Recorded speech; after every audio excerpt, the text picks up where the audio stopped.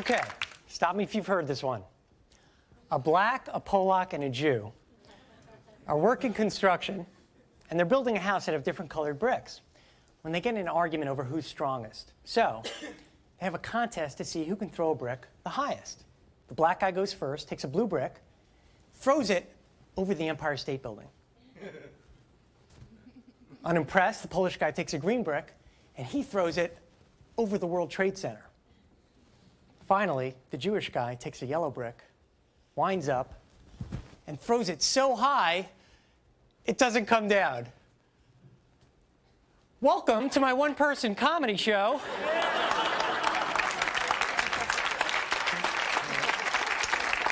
I'm Jason Kuller.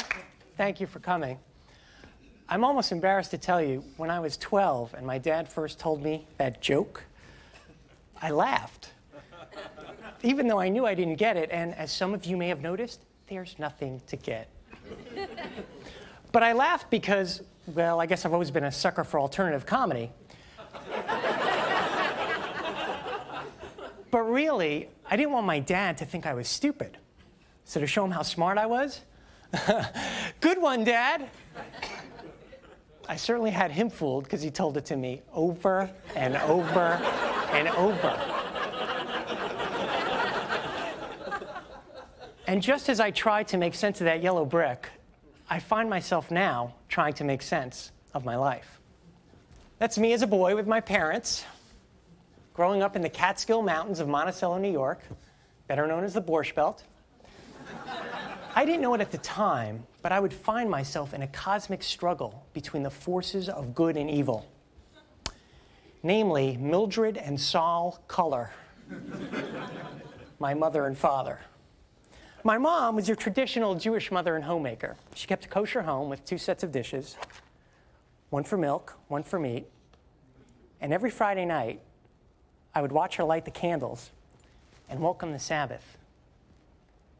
Now, my dad couldn't be there because he was off having his own religious experience at the track.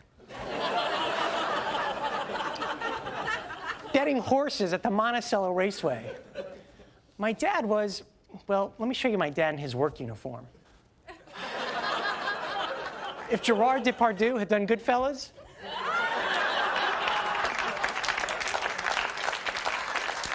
I know it's hard to tell, but my dad was a member of the mafia. He was really just a small-time mob bookie. I always had an idea that what my dad did was bad or illegal because my mother would drill me. If anyone asks you what your father does, you tell them he sells clothes. Which was true, but it was hot merchandise that he peddled out of the trunk. He went legit once to please my mom by opening a clothing store, and it was right after I was born, so he called the store J-Sols. Pretty catchy, huh? It might still be in business today were it not for that mysterious fire. Perhaps my dad overestimated the public demand for bulky sweaters.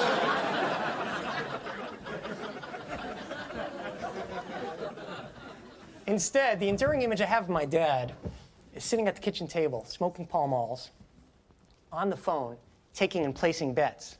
Now, all my dad's betting slips were written on flash paper. That way, if the cops came,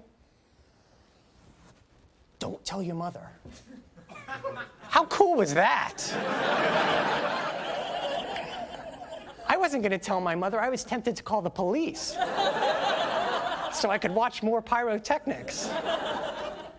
My dad wanted me to be street smart like him, so while other fathers taught their kids how to hit a baseball, Saul taught me how to spot a marked deck. Well, when my mom found out about the marked cards, she wouldn't even let us play dreidel. My mom was like the Jewish Mother Teresa, dedicating herself to social work and charity, except whatever my mother gave to those less fortunate was offset by what my dad took. Although she loved my dad, my mom didn't want us to be like him.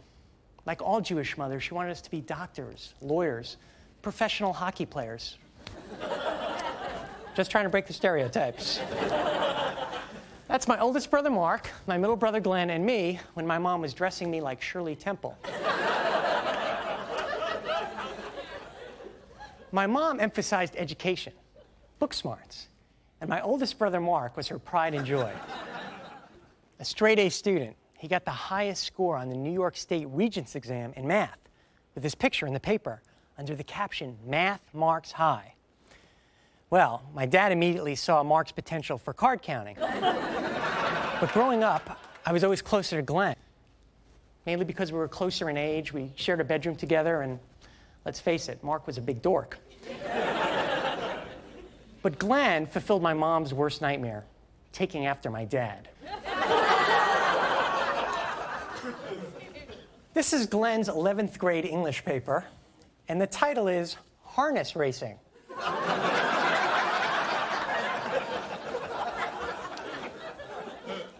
One of the fastest growing sports in the country today is harness racing, or the trots.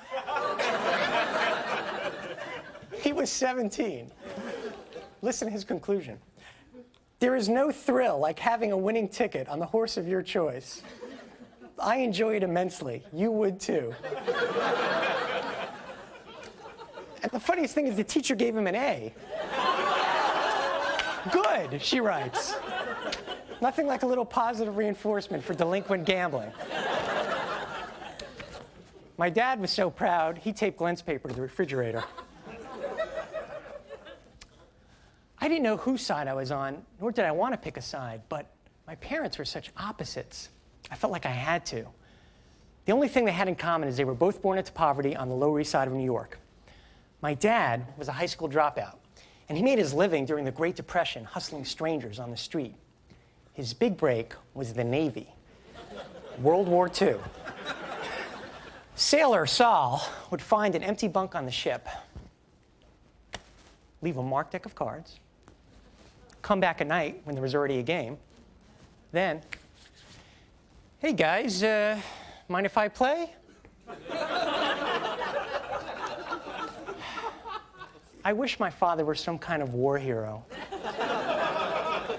But unfortunately, we didn't play the Nazis in poker. But winning my mom's heart had to be his greatest con job, as her diary reveals. My dad was 21 on leave and loaded with cash from his amazing winning streak at cards. My mom was 18, about to graduate from high school, and could have had any guy. She was a babe. That's the other big difference between her and Mother Teresa. The date was January 25th, 1945. She writes, "Went to the movies with friends, and when I came back, I met Sally Kuller. A few days later, had the most gorgeous time tonight. Solly, of course." Solly, of course? That was quick. "He asked me out for MTWTFS, Monday, Tuesday, Wednesday, Thursday, Friday, Saturday. I think he likes me. I think so. And I'm happy. Next week. Graduation at last. One of the biggest nights of my life. Went uptown after with SK. Uptown with SK? More like uptown with BS. But she was hooked. And my mom sent my brothers and me all to yeshiva, private Hebrew school. And in yeshiva, we all had to wear these long, curly sideburns called payas, not for religious reasons, but because they look so good. But despite the payas, I had a hard time fitting into yeshiva. Although my mom kept kosher and lit Sabbath candles every Friday night, my dad would sneak sliced ham into the house, which he fed to us like yapping dogs. There you go. It's sad. Don't tell your mother. Once you taste ham, it's like smoking crack. And pretty soon you're on the street hawking your yarmulke for bacon.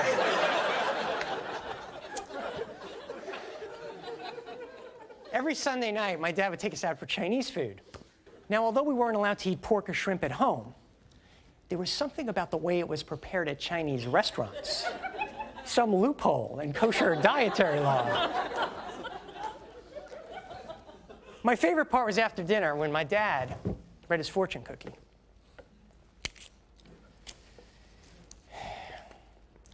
She who sits in jelly has ass in jam.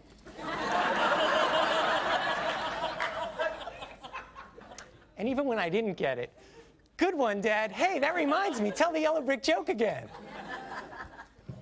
Now, one Monday morning, I got sick from our Chinese meal, and I threw up in Hebrew school.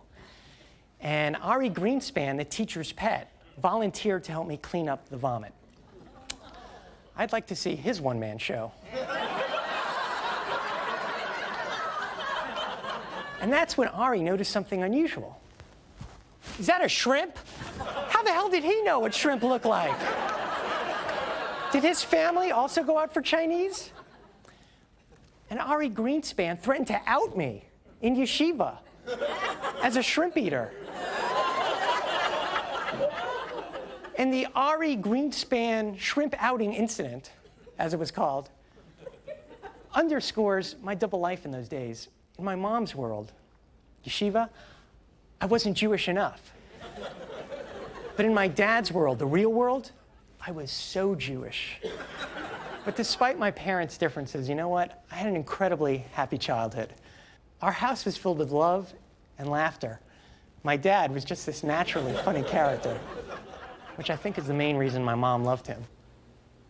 One morning, my mom woke me up for school, picked up my clothes, cooked me breakfast, and as I was getting ready to leave to catch the bus, she said, "Come here and give Mommy a kiss."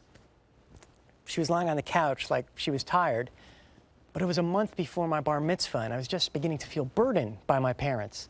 So I flexed my independence after she had woken me up for school, picked up my clothes, cooked me breakfast.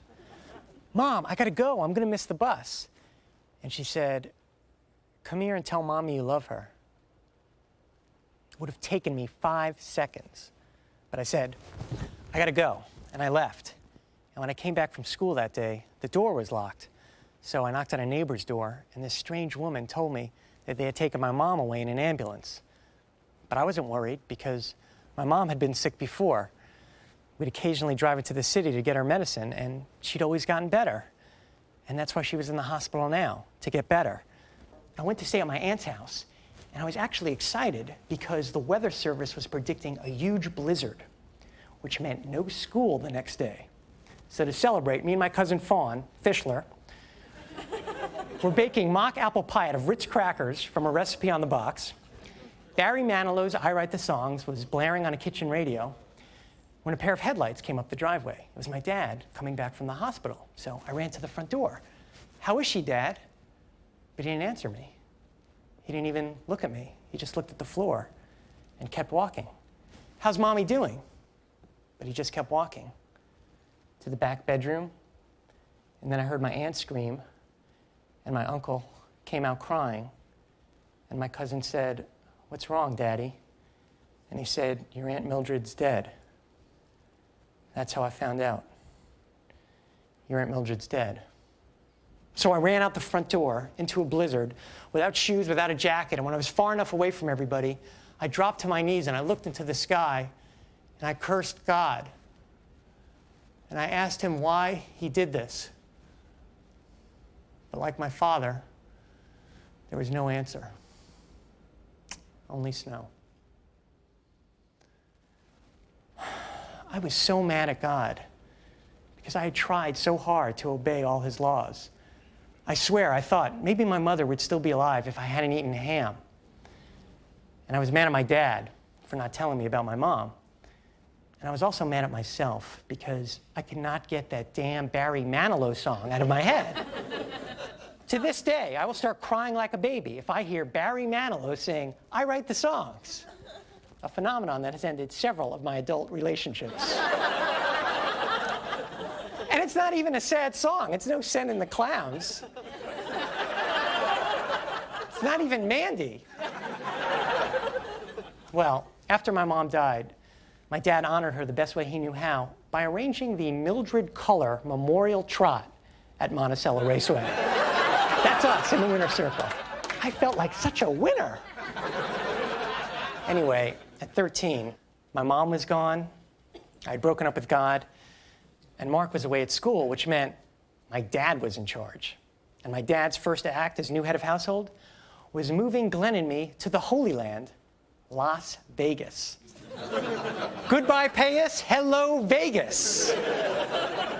My only good memory from Vegas is my high school graduation. I went to a graduation party where I finally got to use my dad's marked cards in a game of strip poker. Afterwards, my best friend Todd and I went out driving so we could do bong hits. When police lights started flashing, I guess the cop was suspicious because not a lot of people smoke tobacco out of a huge plexiglass water pipe while they're driving. So, Todd throws the pot out the window, shoves the bong under the seat, which the cop interprets as Todd reaching for a gun. So he pulls us over with his gun drawn and asks Todd to open his trunk, which Todd does, even though the rest of his stash is sitting there in a lone, bulky athletic sock, as conspicuous as the shrimp in my vomit. Cop says, "What's that?" Todd, already stoned, "That's my traveling sock." So the cop takes the traveling sock and leaves us planted against the car, and that's when I let Todd have it. How could you do this to me? What is my dad going to say when they call him? What the hell is a traveling sock? Forget losing my virginity, forget my bar mitzvah. This is the moment I realized I was a man, when Todd looked at me and said, "Call your dad?" Pfft, they're not going to call your dad. Look, if we're arrested, the paper tomorrow is going to read, 2 19-year-old men were arrested for possession of marijuana. And you know what? Even if they did call your dad, he's in the mafia. I don't think it's going to rock his world.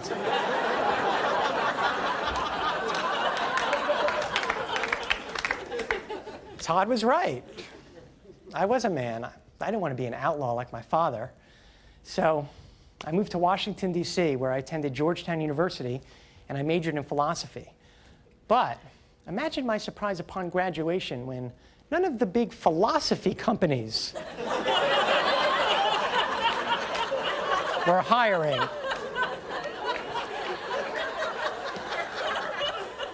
So I did the only thing I was qualified to do with my degree in ethics.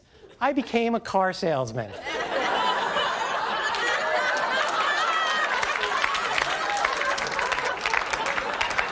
One day, I take this beautiful woman on a test drive.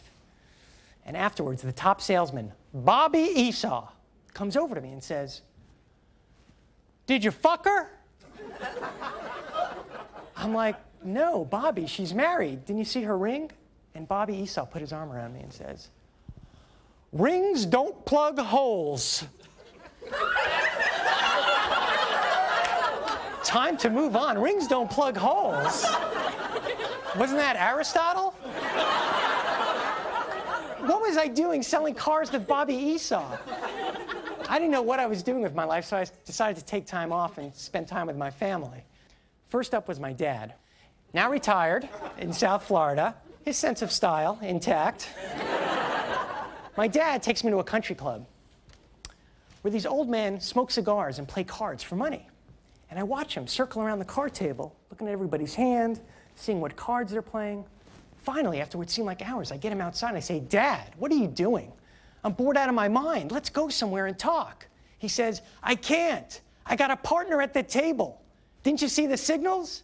This is spade, this is heart, this is club, this is diamond. This is ace, 2, 3, 4, 5. He was running his old scams. My dad was no help. Visiting Glenn was even weirder. Glenn had made my dad very proud by becoming the biggest bookie on the West Coast. Plus, he weighed over 400 pounds. And his ego had gotten just as big. When I questioned his odds on a college basketball game, you know what he said? They didn't question Van Gogh on his use of yellow.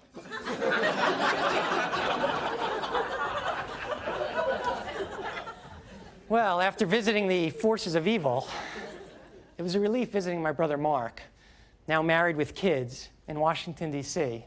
Mark had become a tax lawyer, and as legislative counsel for the IRS, he was in a unique position to help Glenn and my dad with their considerable income tax issues.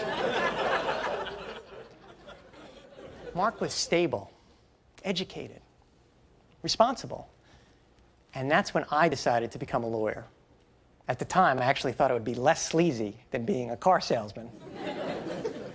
So after graduating Duke Law School, I practiced in Houston, Texas, and I hated it. My coworkers were absolutely humorless, whereas I had always been the straight man in my family. Compared to other lawyers, I was freaking Carrot Top. I was so frustrated, I tried an open mic at a local comedy club. And my first time on stage was like the first time I told the yellow brick joke. That joke sucks! But after doing open mics only 5 months, I found myself in a showcase at the Improv in Los Angeles as one of the new faces of Texas comedy. I'll never forget that night. Glenn flew my dad out for the big event, and I could actually hear them both laughing in the audience. It was the first time I'd ever made them laugh. And afterwards, my dad was beaming. It was the proudest he's ever been of me.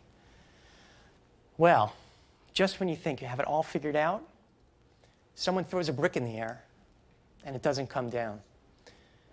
That night at the Improv turned out to be the first and last time my dad and brother saw me do comedy.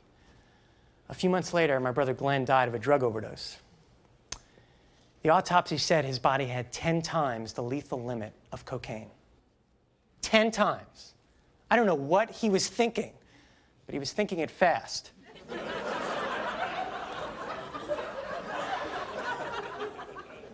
Mark and I went to the funeral parlor to make arrangements. My dad was too upset. It was night, bitter cold, and we were giving each other a hug outside when the door flew open. It was the funeral director, frantic. "We've got a problem with your brother." "You've got a problem with our brother." "What, is he still alive?" "No, he won't fit any of our caskets. He's too big, he's too heavy." And I remember thinking, he ain't heavy.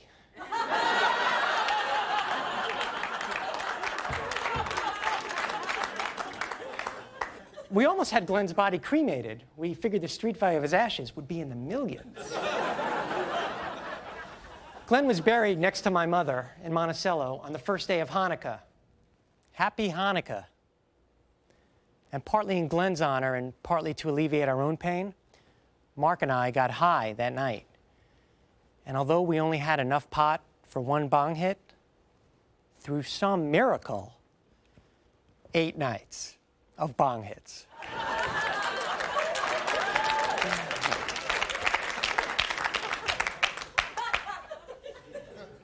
Shortly after Glenn's death, my dad was diagnosed with congestive heart failure.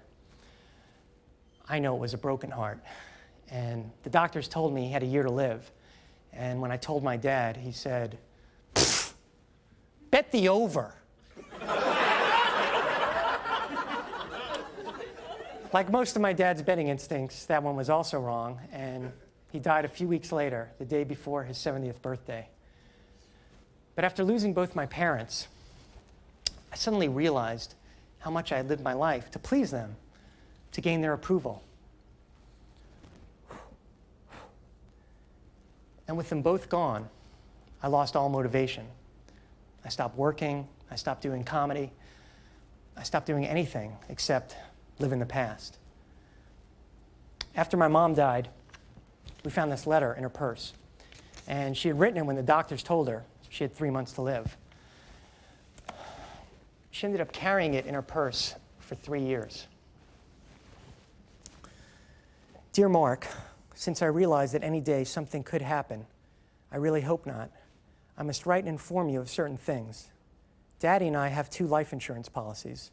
Daddy is my first beneficiary, and you are the second beneficiary. I hope Daddy uses it for the 3 of you divided evenly in bank accounts. Should the money go to you, I'm sure your brothers will get their share. Mark, darling, you've made me very happy. You're quite a son, much more than I ever expected. Glenn will turn out all right with Daddy's and your supervision. I pray he takes life more seriously, even though I want him to enjoy every minute of it. Jason has given me pleasure every day, and I pray he never changes. He enjoys everything and makes the most of every minute. What a wonderful boy. Daddy has made me very happy, and I hope I made him happy too. I do not want him to be alone. The living must live on and keep the memory of their loved ones in their hearts. remember, laughter is heard farther than weeping. Lately, I've been praying out loud to God, and I felt good about it. I would be riding alone in the car, and I would yell loud and clear, "Dear God, please help me." And I would feel good after that. Know one thing. No one lives forever, and it's not how long you lived, but how you lived it. I've been pretty lucky. A good husband and 3 good boys. Stay close to God. He really helps. Keep your holidays. I'll always be with you. Love forever. Mommy. I don't think I could have made it through Glenn's and my dad's deaths without my mom's letter, without her voice in my head reminding me of her strength and her love and her faith. And I don't think I could have made it this far without my dad's sense of humor. No matter how tough things seem, always keep your sense of humor. I'm still working on patching things up with God, but there's one commandment I guess I've always followed. Honor your mother and father, which in my case seemed like such a contradiction. I ended up quitting law and moving to LA to pursue my dream, professional hockey. But until my tryout with the Kings, I think I'll stick with comedy. Speaking of which, the last joke I can remember my dad telling, which is not to say it was the last joke he told or that he told it to me from his deathbed, "Son, one last joke before I go." But it's the last joke I can remember because it was the week after my mom died. It's funny, but when I was 12, my mom's letter gave me very little comfort. Instead, the only thing that cheered me up was another of my dad's stupid jokes. But this one, I finally got. It goes like this. A man and woman are seated next to each other on a plane. The man is smoking cigars. The woman has a pet parrot. Airline policy has changed considerably since my dad told this joke. After a while, the parrot starts squawking because of the cigar smoke, which bothers the man who's trying to get his work done. So they start fighting. "Shut that stupid bird up. Put out your cigar." So a stewardess comes over. This was pre-flight attendant, remember? And the stewardess takes the man's cigar, takes the woman's parrot, and throws them off the plane. The man continues working, but the woman is distraught until she looks out her window and sees her pet parrot flying right alongside the plane. And she is shocked by what it has in its mouth. That's right, the yellow brick.